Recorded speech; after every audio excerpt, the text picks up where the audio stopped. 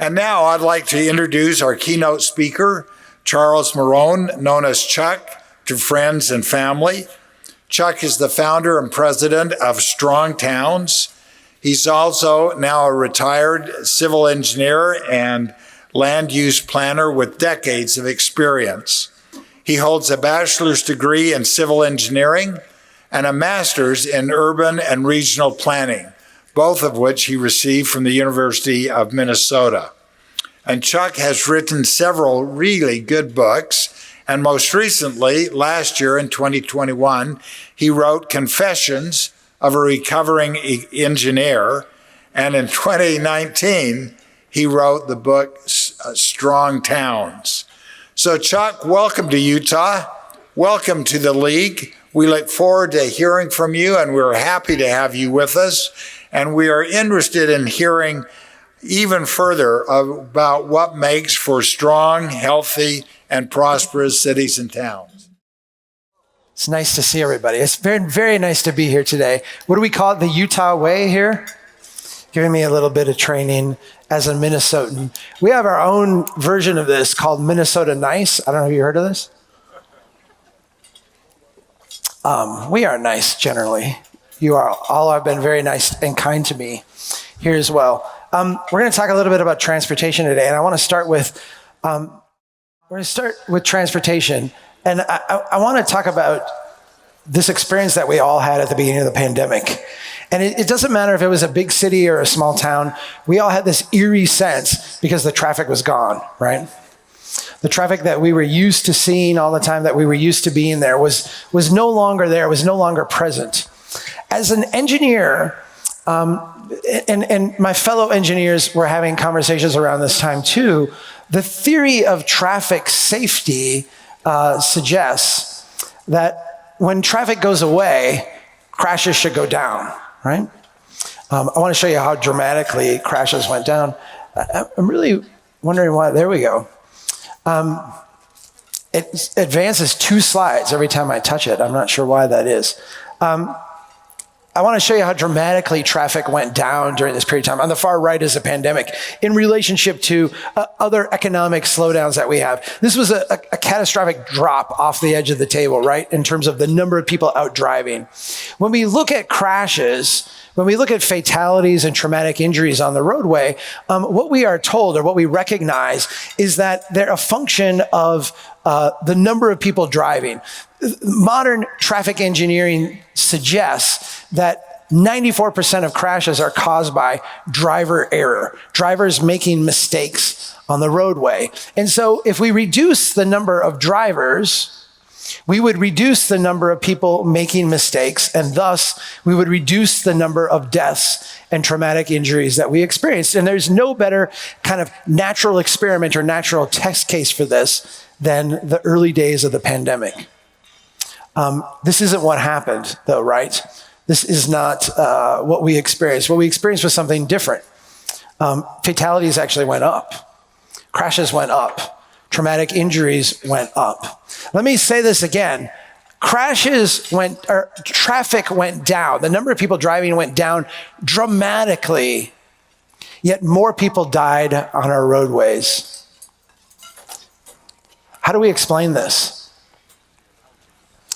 Well, if we step back and listen to the dominant narrative today, the way we explain this is the reckless driver theory.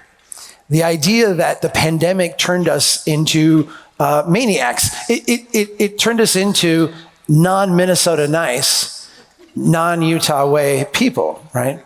We lost that sheen. And all of a sudden we became raging, crazy people out driving fast, driving reckless, not wearing our seatbelts, drinking, doing drugs and other things, and causing all kinds of havoc on the road. This was a theme repeated over and over and over again in major media outlets across the country. 2020 fatality rate shows increased fatalities. Risky driving behaviors, including failure to wear a seatbelt, speeding, drinking while driving, are contributing factors. Pedestrian deaths spike, fatalities climbing to record highs. Over and over and over again, we saw reports like this suggesting that reckless drivers were causing mayhem. It's not just you. It's not just your imagination. People have actually gotten more reckless in the pandemic. This kind of like statement of fact that all of a sudden now we are so much more reckless. This narrative repeated over and over again is one that is easy for us to buy into and easy for us to understand. Not only because all of us have experienced reckless drivers, right? All of us have experienced people who were reckless on the roadways. And so when people say there's more reckless people out there, it's easy for us to kind of in our hearts, in our brains, affirm that because we've all experienced people who are reckless. It was also a little bit pernicious to tie the recklessness in with some of those divisive narratives that we've got. This is one quote from the LA Times explaining how reckless driving is, quote, a sign of the overall lack of consideration we're showing for other citizens. Whether it be wearing masks or not getting vaccinated or how we drive, it's very aggressive. It's very selfish. I care deeply about traffic safety. I care deeply about the design of our roads and our streets and how we make them safer. And this narrative has bothered me deeply because I don't think this is the problem. I think there's a much simpler explanation, one that doesn't require us to vilify our friends, vilify our neighbors, vilify the people who live around us, to impose some narrative on them that somehow they are more broken people than they were before the pandemic. Let me show you a couple things that, driving me nuts here. Let me show you a couple things that paint a picture that is a little bit different than the reckless driver theory. What you've got here, and I apologize, I'm an engineer. I have to show you a couple charts. It's part of my licensing requirements. These are not going to be painful. I will walk you through them. This chart shows two things, and this is kind of the positive story that engineers like to tell themselves about their role in improving society. What you have here are two things. The blue line, the one that starts in the bottom left of the graph and goes up, right? It's ascending up and to the right. That is the number of vehicle miles traveled. Again, don't bother looking at the indexes and stuff. It starts in the 1920s. Basically, you can just say, we drive a lot more now than we used to, and we continue to drive more each year. We're driving a lot more. The red line then is the deaths per mile traveled. So it's the number of people that die per mile traveled. So even though we're driving way more, the deaths per mile traveled is going way down. And if you ask engineers to explain this, they will say, well, this is what we've done. We've engineered roads to be safer. We've made investments in that. We've made advancements in that. We now require seatbelts and airbags. We've gotten better on enforcement and education. All the great things that we've done as a profession have led to this result. I want to show you another chart here. This is a chart. The label says average annual per commuter traffic delays. Let's just shorten this to congestion. This is a chart of congestion over time. Do you notice what this chart does? Again, don't bother with the axes. We're just looking at a trend here, a narrative. Congestion is going up over time, right? Congestion is increasing as time goes on. Let's put these two charts together and take a look. You have this correlation of as driving goes up, crashes go down. But what also goes up while crashes go down? Congestion. While congestion goes up, crashes go down. Let me point out one thing about being stuck in congestion. It's really hard to kill somebody. At least kill somebody with your vehicle, right? It's really hard to get in a traumatic injury when you're going 0 or close to 0 miles an hour. One thing that traffic does, congestion does, is it artificially calms traffic, right? It slows everything down. You have a lot of crashes in high congestion, but they tend to be fender benders, right? They don't tend to be traumatic injuries. They don't tend to be fatalities. As congestion has gone up, deaths have gone down. What happened during the pandemic to congestion? Congestion went down, and what happened to deaths and fatalities? Fatalities and traumatic injuries on the roadway, they went in the opposite direction. I think what is more likely explanation than we all of a sudden turned into a country of maniacs is that our approach to design and engineering of our roadways has induced a lot of congestion, and that congestion has resulted in roads that are perversely safer to travel. Not because we have engineered them or designed them in any specific great way, but because the congestion itself is actually slowing down traffic and making it safer.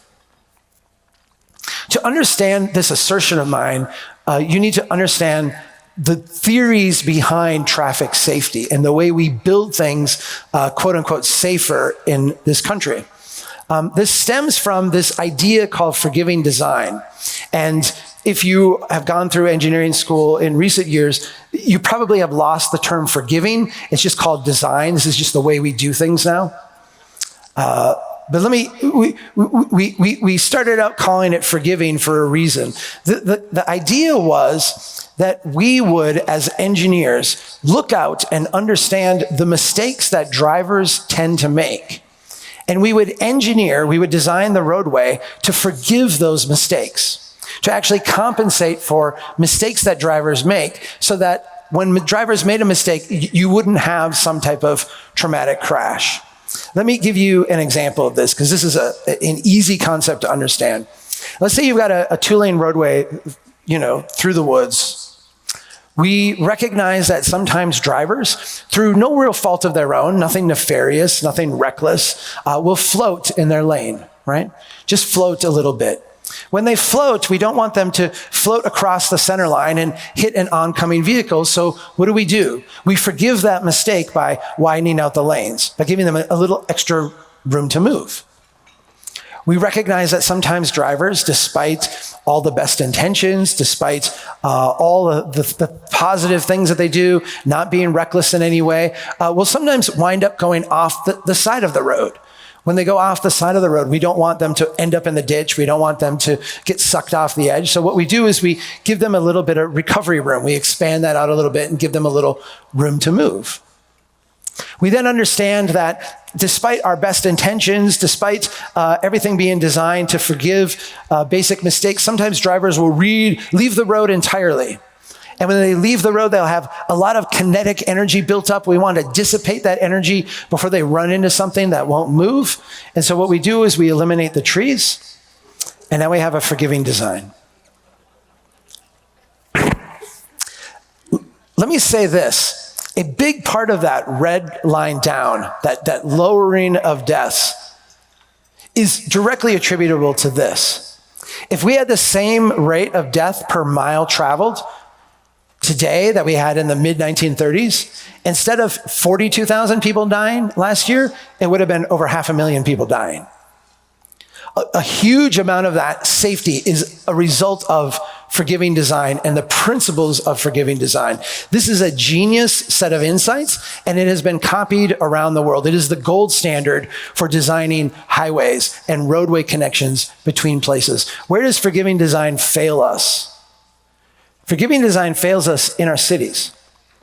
When we bring forgiving design principles into complex urban areas, what we do is we erroneously send a signal to drivers. We got your back. We got you covered. We've put a lot of margin for error into this design. And what do drivers do in response to that margin of error? Do they drive slower and even more cautiously? No. What do? They speed up. They go faster. The design actually invites them to drive faster. And I'm going to pause here and make sure we're all on the same page, because I've been talking about reckless drivers, and all of you sitting out here are like, oh, I'm not a reckless driver, it's someone else. How many of you have ever been driving your motor vehicle and you spy on the side of the road a police officer in a trooper car? Have we all experienced that? What is the first thing that you do? You either brake or you look at the speedometer, one or the other.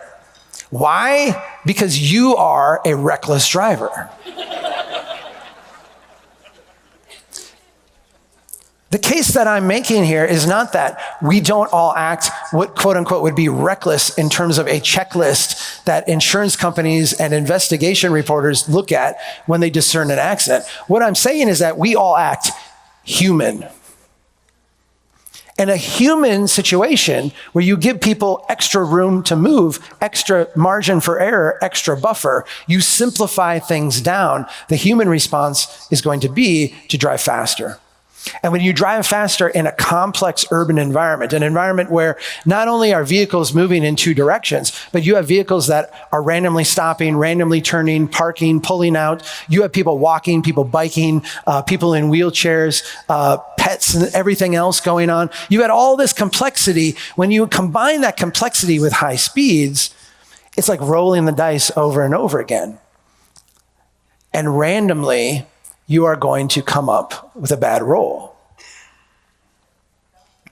I want to point out something to you just to kind of drive home the cognitive dissonance that is embedded in our designs of streets, of streets built in complex environments.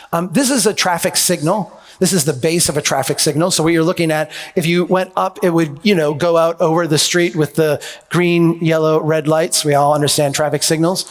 You're looking at the base of it. And if you look, you'll see there's a little gap between the bottom of the pole and the concrete pedestal it's placed on. I'm going to show you what this looks like from the side. If you look in there, there's a little gap. That pole is attached to that concrete base with a series of shear pins. Why do we have shear pins in this place? Well, we have shear pins there because using the principles of forgiving design, what we recognize is that vehicles will often travel here. Drivers will be going very, very fast. They'll be going at speeds that are lethal to the driver and to any passengers in the vehicle. And we recognize that if the driver loses control at these lethal speeds, they will go off the road, hit this pole, and if the pole doesn't move, if the pole is just rigid, they're going to hit that. All that kinetic energy will be transferred to them, and they will suffer trauma. Instead, the pole is designed to give and absorb some of that energy, thus lowering the trauma for the driver and any passengers in the vehicle. This is the theory of forgiving design as put in action. I want you to look on that drawing on the left. What else do you see in that drawing besides the pole? You see the beg button, right? You see the button that you're supposed to stand there and press in order to get permission to walk across the street. So our design places a human being in the same exact spot where we recognize that vehicles travel at such ferocity and with such lethality that they are routinely going off the road, and we need to take the extra effort and the extra expense to put a breakaway pole in. Do you see how the dissonance just seeps in, just very slowly?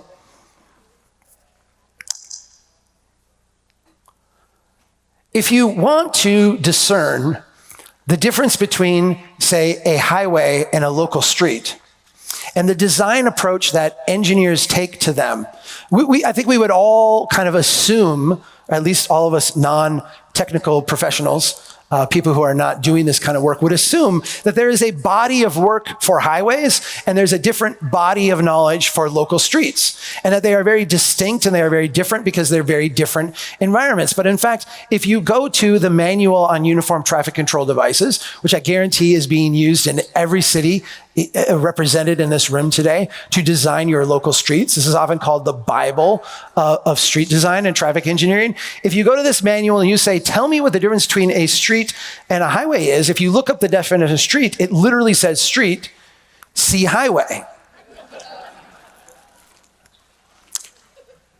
Again, a cognitive dissonance here, right? We're not actually seeing the difference. This leads to this crazy situation that we all experience where the engineer will go out and say, we're going to design this street for 50 or 60 mile an hour traffic in order to give the driver a margin of error, a safety buffer. We will then go out, and in order for it to be quote unquote safe in a residential neighborhood, we will put a 25 mile an hour speed limit out there, and then we will experience people driving somewhere in the 40 to 45 mile an hour range. This is such a common experience that we all have this situation in our communities, and we all struggle with it, both as drivers and as the time we experience as non-drivers. I'm going to recommend a book to you now. It's a book called Thinking, Fast and Slow by a cognitive psychologist named Daniel Kahneman. The book is about that thick. It is actually a very fun read. It's a very easy read, but you're going to spend a lot of time with it because you're going to read about 5 pages and then you're going to go, no way. And you're going to go for a long walk and think about it. Kahneman and his colleague Amos Tversky spent many years coming up with cognitive experiments to explore human rationality. They were looking at it under the guise of this belief that pervades economics, pervades engineering, pervades many of our professions today, that humans are rational. And what they wanted to show is that humans, are they rational or not? And what they discovered was that no, humans are slightly evolved chimpanzees. Me, you, all of us. They came up with this way of thinking, or a way of describing the way that humans think, System 1 and System 2. System 1 is a very fast, rapid way of thinking. I'm not talking about involuntary things like your heartbeat and that. I'm talking about using your brain. Most of us spend most of our time in System 1. In fact, we spend almost all of our time there. If I ask you 1 + 1, you can all say 2. And you can say 2 without having to think real deeply about it. That's System 1. But if I ask you to add, 3,504 plus 6,705, there's some freak in this room that can do that, but most of us cannot, right? Most of us, if we were to do that without pen and paper, would have to sit and think, visualize the numbers, carry the one, do all that thing. That's System 2. System 2 takes all of our energy. We have to crowd everything else out of our brain in order to do System 2 activities. Here is the reality in terms of driving. And it's a reality that a lot of safety advocates don't want to confront and don't want to acknowledge. Driving is a System 1 activity. It is something we do with the passive parts of our brain. I want you to think about this for a second. How many of you feel comfortable when you're driving listening to the news on the radio? How many of you feel comfortable singing along to a song? How many of you feel comfortable talking to someone in the neighboring seat? None of us consider these activities to be quote unquote reckless, yet they are all distractions from us paying 100% attention to the roadway. Why do we do these things? We do these things because driving is a System 1 activity. It doesn't require 100% concentration to do. If driving were a System 2 activity, if it required all of your focus and concentration, the only people who could drive would be jet fighter pilots and race car drivers, because they're the only people with the mental stamina to focus that much to be able to do that. None of us do that. This creates an uncomfortable truth. An uncomfortable truth that when we're thinking about traffic safety, we have to acknowledge, and that is this: people will drive the speed that they feel comfortable driving, regardless of any other factor. People are going to respond to the design we put in front of them, regardless of the number of signs or the number of warnings or the number of public service announcements that we run. People respond to the design. And when we make the design wide and forgiving, when we give people lots of extra room to move, they are going to respond to that. How many of you having that experience with a police officer where you look down at your speedometer and you're like, oh, I'm going a little too fast, or I'm glad I'm driving the right speed. The next time you go through that same spot, maybe you think, ooh, police officer, I wonder if he's there again. How many times do you do that in a row? 1, 2, 3. At some point you don't anymore. At some point you just drive the natural speed you feel comfortable driving. This makes things like these public service campaigns that we see so often. Let me see if I can, we'll get there. These public service campaigns that we see, not only insulting, but at times borderline offensive. The idea that we would kind of shame people in a magazine ad was saying like, hey, some mistakes you can't take back. How many people in here, if we hit a child, if we killed someone in a car crash, you think of like the depth of hurt that would provide. I just find these deeply shameful because they ignore the reality that we understand. And that is that the design has more effect over human behavior than any of these kind of ads or shocking kind of announcements that we can do. Yet, what do these shocking announcements do? In many ways, they're done by the same groups, the same people, the same industry that design the streets. And in a lot of ways, it takes them off the hook. And that is the part that I find deeply offensive.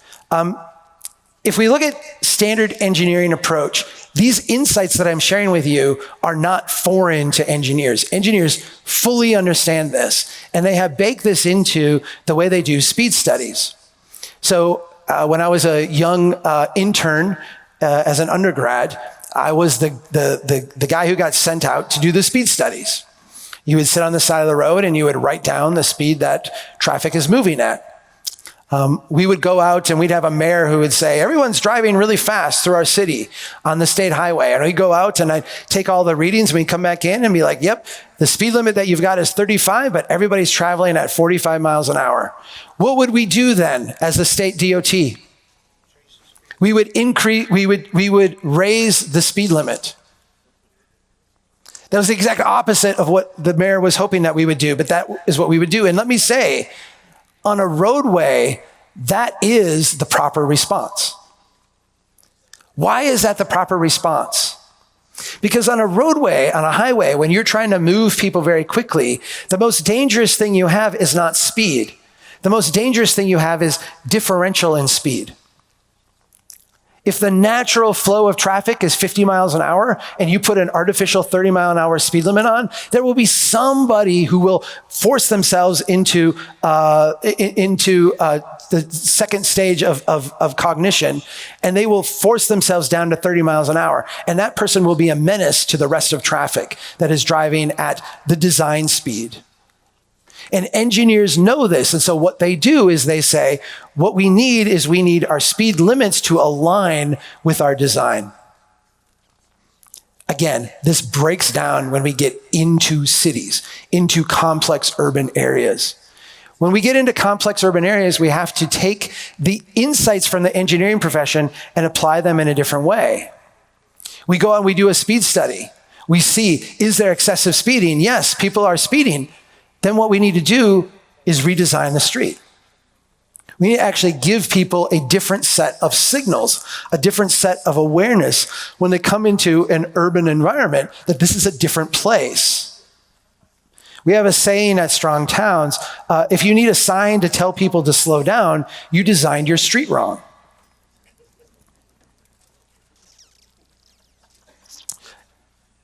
If you think about this, I'm sure there's people out there saying, well, Chuck, I don't understand what you're saying. Like, how would we actually do this? It's the opposite of forgiving design, right? Instead of widening out our lanes, we narrow them. Instead of creating recovery area on the side, we bring that in.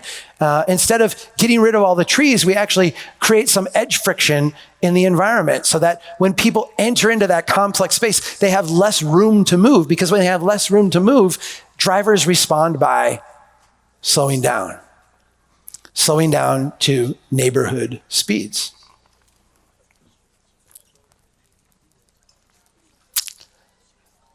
We're going to do a little exercise here.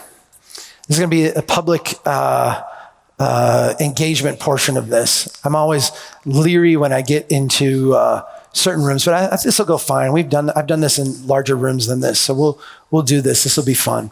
I want to walk you through the process that design engineers use to build streets.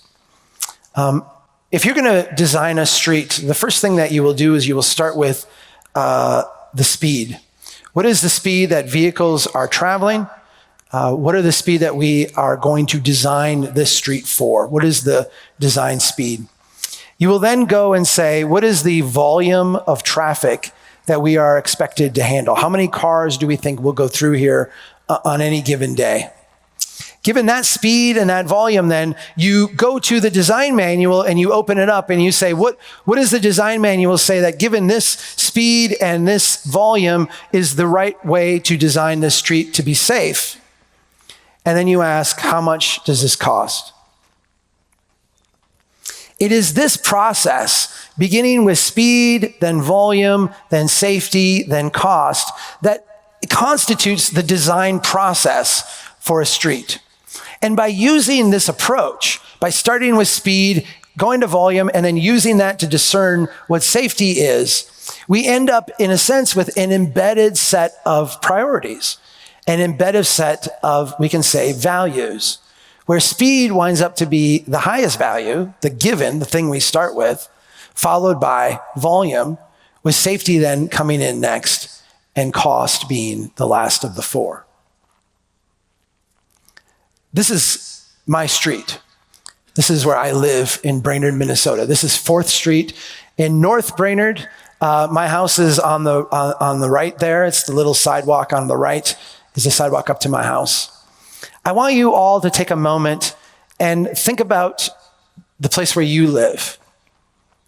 And I want to empower you here for a minute to be the designer or set the parameters, the priorities in which your street will be designed. I'm going to ask you to shout out your answer together. If you were designing the street in front of your house, or in front of your business, or in front of your church, or some other important place where you are at, not a highway, not a roadway between places, but a street, a complex urban environment, what priority would you put first? Would you be most interested in ensuring that the vehicles could travel at a certain speed? Would you want to make sure that you had a certain speed that people were able to travel? Would you be interested in the volume of traffic? Would you want to ensure that you could handle a certain volume of vehicles? Would you prioritize safety? Would you make safety of the design your top priority? Or would it be cost? Or you want to make sure that you're getting a good return on investment, or this is a very cost-effective way to do this? Now, everybody together, would your top priority be speed, volume, safety, or cost? Safety. There's always one.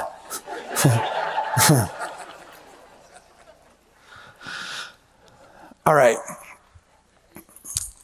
Of the remaining three here, would you prioritize speed? We want to make sure vehicles can travel at speed. Would you prioritize volume?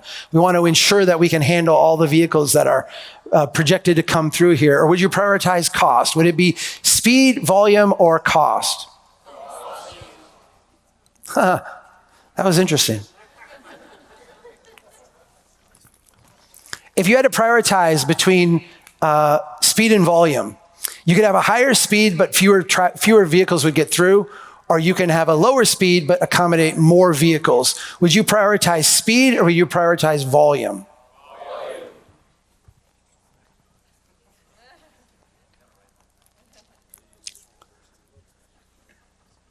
Do you see what you did here? Do you recognize what we just did? We took the standard approach that is used to design your street, the set of priorities, a set of values that are routinely applied as part of the design process to everybody in this room's street, and we just inverted them. We just changed them around.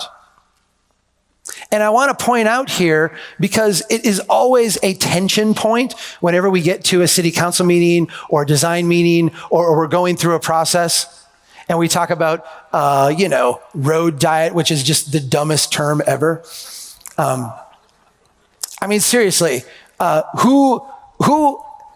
wrote this on Twitter a couple of weeks ago because I was just mad about road diets. Who takes away your bowl of cold gruel and gives you an ice cream sundae and then goes to you and calls it a gruel diet?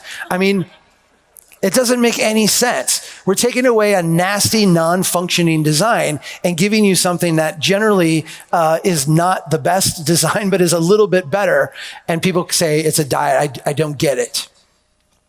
But anyway, you're going to be in this situation where people are going to come forward and say, we need to transform this nasty design that is killing people, that is inducing people to drive very fast in an environment where we need speeds to be very slow. Because we have people here, we have complexity here, we want businesses to prosper here, and someone's going to say, we can't do that. We can't slow traffic down. I want you to recognize what this shows. What this shows, and this is universal. Everywhere I said I've done this, we come up with the same results. What this shows is that we're all willing to sacrifice speed in order to increase safety.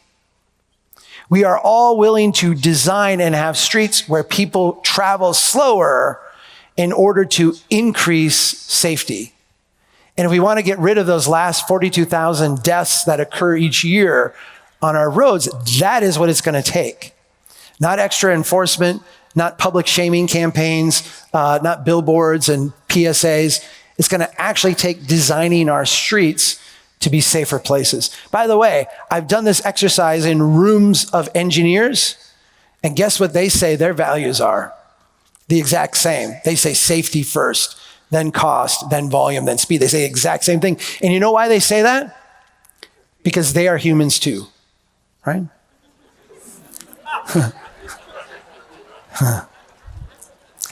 We laugh. That was a joke, but let me say this in honesty, in just vulnerability to you all. I have seen grown men, engineers, cry like a baby when people died on the streets. I'll never forget being a young intern, and I came into the office and two guys were standing there crying, bawling, like tears coming down their face. What happened? Some elderly woman took a left turn and got T-boned and died.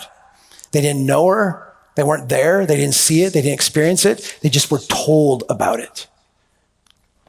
These people care deeply. They really do. We just have to change the mindset. We just have to change the approach. The approach that we have was fantastic at the end of World War II for building highways that connected places. Where we made a mistake, where we went too far, was taking that body of knowledge and believing that it applied in the middle of our cities. In Utah, you have extra special challenges because your cities were built at a time and in a place when, the wide suburban street was the norm. You, in a sense, came of age at a period of time where the DNA we were inserting to cities was very kind of auto highway oriented. It's interesting because as I talk to people here, I hear every time I'm in Salt Lake City, oh, we really like our wide streets. I think there's maybe a lack of recognition or a lack of understanding that your streets, particularly here in Salt Lake City, but in some of your other major cities that were built of this era, were designed to be extra wide, not so that we could, the adage that I always hear is so the fire truck could turn around in the street. That's not it. It was designed so you could have gardens in the middle. I mean, think of the earliest people who built Salt Lake City. They came here building community. And part of that community was your home. Part of it was the institutions that brought you here. And part of it was that you were going to grow things, literally go out and grow things in what we consider today the middle of the street. That's how this place was designed. That's why you have super wide streets. It's a community thing. We've taken it and done something else with it. I want to end with this insight, and thank you. We've all, I think, experienced the idea of complete streets now. This is not a new concept. I remember back when it was a new concept in the mid-1990s when I was a very young engineer. And I remember my colleagues laughing at it, laughing at the idea of complete streets. This is very funny. Streets are, of course, for moving automobiles. Why would they be for anything else? It was this idea of a complete street seemed like a big hippie kind of thing that was being forced on us. I've watched engineers grow comfortable with the idea of a complete street. And let me explain. Complete street, for those of you, it's the idea that in order to build a fully complete street, it should accommodate everybody.